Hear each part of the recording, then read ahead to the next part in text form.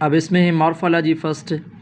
Morph का मतलब है फॉर्म मीन्स लागोस। ये ग्रीक लफ्ज़ मॉर्फ जो है ये ग्रीक एक लेटर है, इसके माना है logs. It means discourse, the study of external form and structure of organism. Morphology में हम जो ऑर्गेनिज्म होता है, जो उसकी एक्सटर्नल जो इसकी स्ट्रक्चर होती है, हम उसके बारे में पढ़ते हैं। लेकिन एक्सटर्नल स्ट्रक्चर जैसा कि हम अपना ही ह्यूमन बींग्स का एग्जांपल लेते हैं, इंसान के जो एक्सटर्नल स्ट्रक्चर है, लाइक 2 आई है, एक नोज़ है, 2 आर्म्स है, 2 लेग्स है, 2 जो है हमारे को वो फीट हैं, और हमारे जो लिप्स हैं, 2 लिप्स हैं, ओके।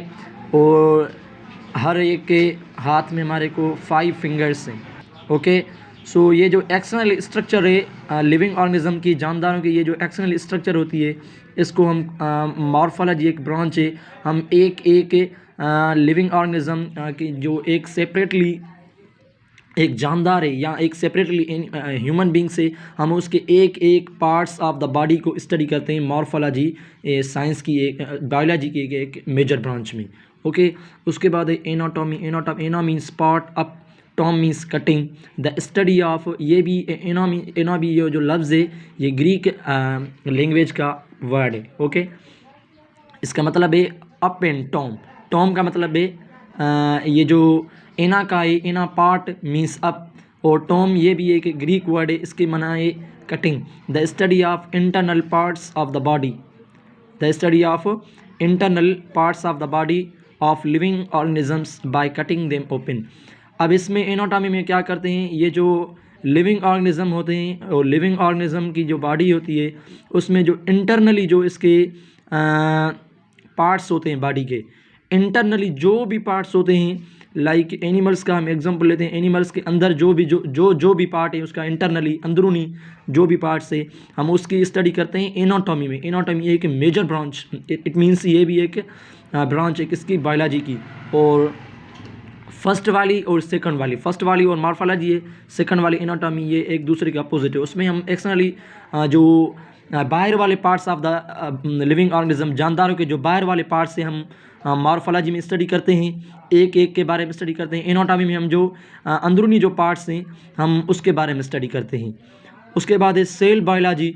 सेल बायोलॉजी ये एक लैटिन वर्ड, सेल जो है ये एक लैटिन वर्ड है, इसका मीन है कंपार्टमेंट, मीन से कंपार्टमेंट हम उसको बोलते हैं, ये जो खाने होते हैं पर्टिकुलर, ठीक है।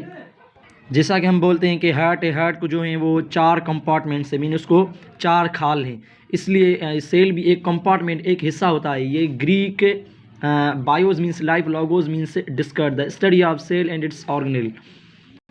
इसका मतलब ये हुआ, ये जो सेल बायोलॉजी है, इसमें हम सेल बायोलॉजी में हम जस्ट सेल के बारे में स्टडी करते हैं, और ये जो सेल है, सेल के जो इंटरनल ऑर्गेनेल्स है, जायज़ बात है, ये जो सेल है, सेल बना हुआ है कुछ मटेरियल से, कुछ केमिकल से, ज़ाहिर सी बात है इसमें भी अंदरूनी इंटरनली इसका कोई ना कोई स्ट्रक्चर होगा। सो इंटरनली जो भी ऑर्गेनेल्स होगी, यानी सेल के उज़वात, जो सेल के जैसा कि एक ऑर्गेनिज्म को अपने उज़वात होते हैं, लाइक ह्यूमन बींग्स को पाँव हैं, आँख हैं, नाक है, कान हैं, बाल हैं, ये जो टांग हैं, ये हमारी क्या हैं, स्ट्रक्चर हैं। इट मीन्स ये हमारी ऑर्गन्स हैं, ओके। इसी नमूने में ये जो सेल होता है, सेल को भी अपनी अपनी उज़वात होती हैं, अपनी ऑर्गेनेल्स होती हैं, वो इसके अंदर इंटरनल प्रेजेंट होती हैं, ओके। उसके बाद हमारी histology. Histos means tissues, logos means discuss the study of structure of tissue of plants and animals.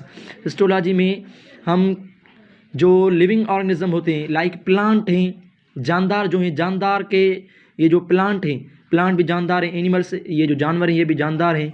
हम इनके जो टिश्यूज़ होते हैं हम उसके बारे में स्टडी करते हैं, लाइक प्लांट्स के जो टिश्यूज़ हैं, हम हिस्टोलॉजी एक पर्टिकुलर बायोलॉजी की ब्रांच है, बायोलॉजी की एक शाख है, हम इसमें एनिमल्स के भी टिश्यू और ये पौधे हैं, पौधों के भी टिश्यू, ये जो प्लांट है, प्लांट के जो टिश्यू हैं हम उनके बारे में स्टडी करते हैं, पढ़ाई करते हैं, okay.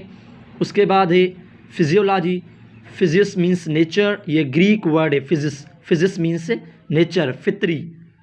Logos means discourse, means discourse कर, the study about functions of living organism. Physiology में हम क्या कहते हैं, फिजियोलॉजी में ये जो तबाई फंक्शन, फिजिक्स मीन्स नेचर, इसकी दूसरी मीनिंग ये भी हम ले सकते हैं कि फिजिक्स मीन्स से तबाई एक्सटर्नली। इट मीन्स फिजियोलॉजी में ये जो हमारे लिविंग ऑर्गेनिज्म, ये जो जानदार है, जानदार के जो भी फंक्शंस हैं हम फिजियोलॉजी में पढ़ते हैं। जानदारों के जो भी फंक्शंस हैं हम वो फिजियोलॉजी में पढ़ते हैं। ओके, उसके बाद है टेक्सोनॉमी। टेक्सोनॉमी मीन्स से ये भी ग्रीक वर्ड टेक्सिस से लिया गया है। टेक्सिस का मतलब है अरेंजमेंट, नॉर्म्स। इसका मतलब है ये जो जानदार हैं, जानदार को अपने पर्टिकुलर ख़ास नेम देकर एक अलग अलग कैटेगरीज़ में डिवाइड करके, एक अलग अलग ग्रुप में डिवाइड करके रखा जाए, इसको हम कहते हैं अरेंजमेंट ऑफ लिविंग ऑर्गेनिज्म से।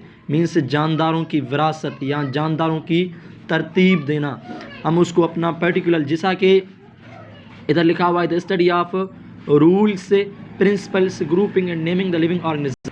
इसका मतलब ये है कि जानदारों के नाम देने के, उनको ग्रुप में अलग अलग डिवाइड करके उन ग्रुप में रखने के ये जो कायदे और कवायद और कानून जो हैं वो हम टेक्सोनॉमी में पढ़ते हैं। टेक्स का मतलब होता है अरेंजमेंट, मीन्स जानदारों को हम एक अलग अलग कैटेगरीज़ में डिवाइड करके, एक अलग अलग ग्रुप में डिवाइड करके रखें। इंशाल्लाह ये जो टेक्सोनॉमी ब्रांच है ये और जो हमारी डीपली क्लियर हो जाएगी, वो third chapter of class 9th की जो बायोलॉजी है उसका जो थर्ड चैप्टर, उसमें आपकी ये टेक्सोनॉमी इंशाल्लाह ताला परफेक्टली क्लियर हो जाएगी। टेक्सोनॉमी है क्या, वो सारा जो चैप्टर है वो बेसिस करता है इस टेक्सोनॉमी पे। उसके बाद है हमारी जेनेटिक्स। जेनेटिक्स का मतलब है, दरअसल हम जेनेटिक्स में जो पढ़ते हैं वो जो हेरिडिटी के बारे में। Heredity means मोरूसियात। मोरूसियात जो खुसूसियतें, ख़ासियतें हैं, जो करेक्टरिस्टिक्स हैं जो वालदैन से यानी पेरेंट्स से ऑफ स्प्रिंग में यानी उनके बच्चे में जो इंटर हो रही हैं, हम उनके बारे में पढ़ते हैं। ठीक है, ये भी जो जेनेटिक्स है ये भी हमारी इंशाल्लाह ताला आगे एक टॉपिक है उसमें हमारी ये भी क्लियर हो जाएगी। ओके, दरअसल आपको बस सम पॉइंट्स इसके अबाउट याद रखनी है। वो क्या है, जेनेटिक्स में हम पढ़ते हैं जो करेक्टरिस्टिक्स हैं जो वालिदैन से औलाद में मुंतकिल हो रही हैं, वो हम जेनेटिक्स यानी जो बायोलॉजी की ब्रांच जेनेटिक्स है हम उनमें जो है स्टडी करते हैं। ओके, मीन से हेरिडिटी के बारे में हम स्टडी करते हैं, द स्टडी ऑफ हेरिडिटी, मौरूसियात के बारे में, खुसूसियात के बारे में। डेवलपमेंट बायोलॉजी, दरअसल फ्रेंड्स हम डेवलपमेंटल बायोलॉजी में एम्ब्रियन के बारे में, ये ग्रीक वर्ड एम्ब्रियन से लिया गया है डेवलपमेंटल बायोलॉजी। इसमें से एम्ब्रियन में से जो है नी इसको डिस्कवर किया गया है डेवलपमेंटल बायोलॉजी को। सो एम्ब्रियन का मतलब है लॉग्स मीन्स स्टडी, उसके बारे में पढ़ाई करना।